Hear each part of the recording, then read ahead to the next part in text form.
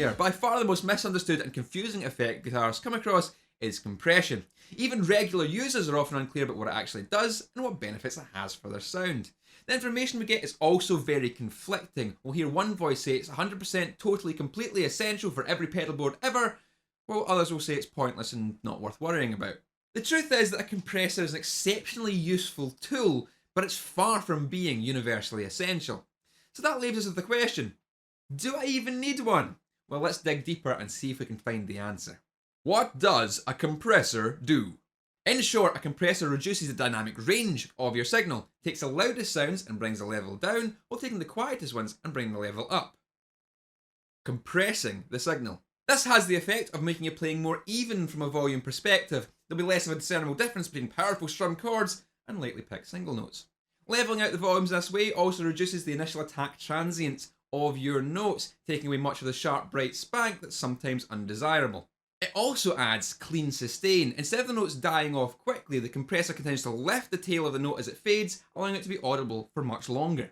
Compression is also used as a way to amplify an audio signal without risk of clipping or distorting the waveform, and is used in post-production for these reasons. The trade-off between volume and dynamic range has been a raging debate between sound engineers for some time now. But let's get back to guitars. Do compressors work better with certain guitars?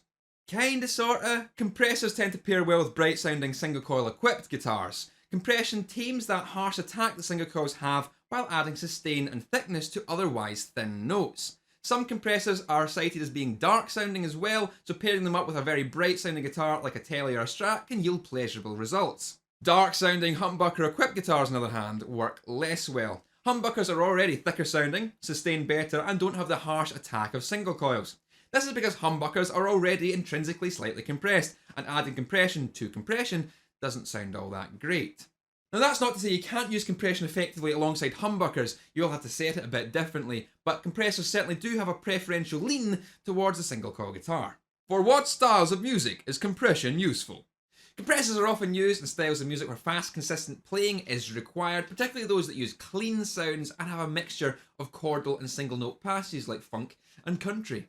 In country music, fast playing, which incorporates significant use of hammer-ons and pull-offs, alongside techniques like chicken picking, which combine fast alternation between pick and fingers, can be exceptionally difficult to maintain at consistent volume levels. A compressor helps here because it gives all the notes in these fast runs an equal standing and prevents any of the quiet ones from being lost amidst a flurry of notes. Funk quite often has a high dependence on rapid rhythmic playing interlaced with single notes. These single notes are essential for highlighting the melody and the movement of the music, but without a compressor, they can often be much quieter than the rhythmic strumming that surrounds them.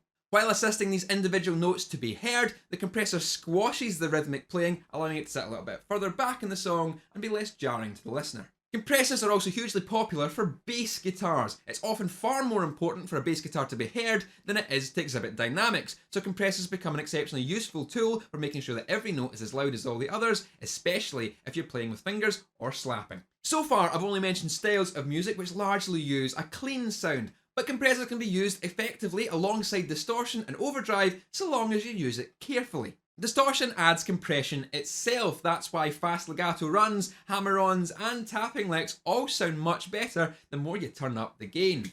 The compression that the distortion brings with it levels out all the volume changes, adds sustain and generally makes that kind of playing work. But let's say you want to add consistency in volume and increase sustain without piling more gain on top of your sound. Well, you can use the compressor as a boost, but it works better the less gain you're using. So if you want to boost into a sustaining solo from a light overdrive crunch tone, then that would be the perfect application for a good compressor.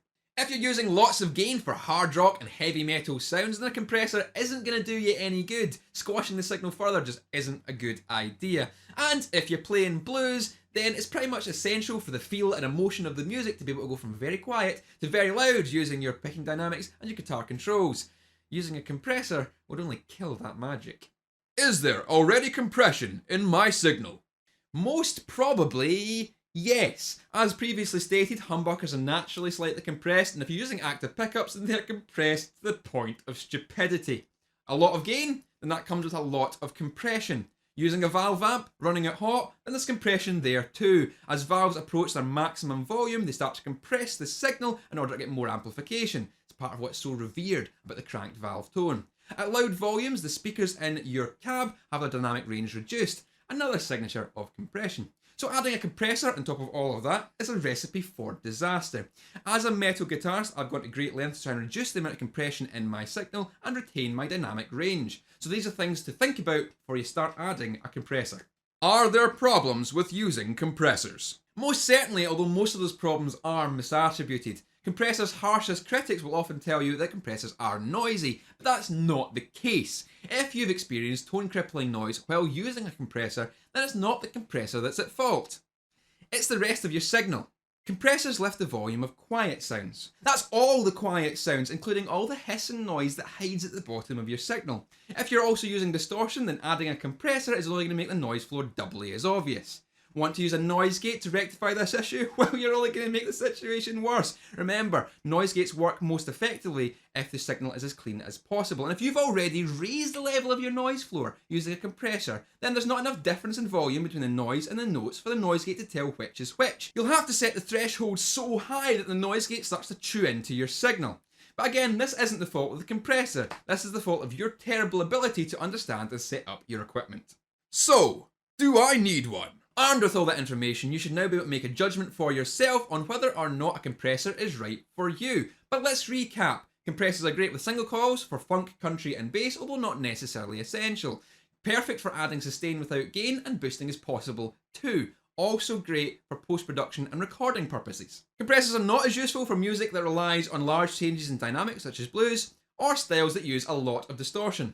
They'll only make noisy signals more obvious, and they'll render a noise gate useless. Phew, I'm glad I've got through all that information. Next time we're going to talk features, setup and do a bit of a comparison between this vintage Maxim compressor and TCA Electronics' modern Hypergravity, which is simply stunning. So if you're interested in seeing that video when it comes out, then you can hit the subscribe button and you'll be alerted of all the content as it happens. I'm also available on all the social media, and you can leave a comment in the comment section below. Let me know about your experience with compressors and if I've missed out any useful applications for these effects. But until then, keep it loud, and I'll see you later.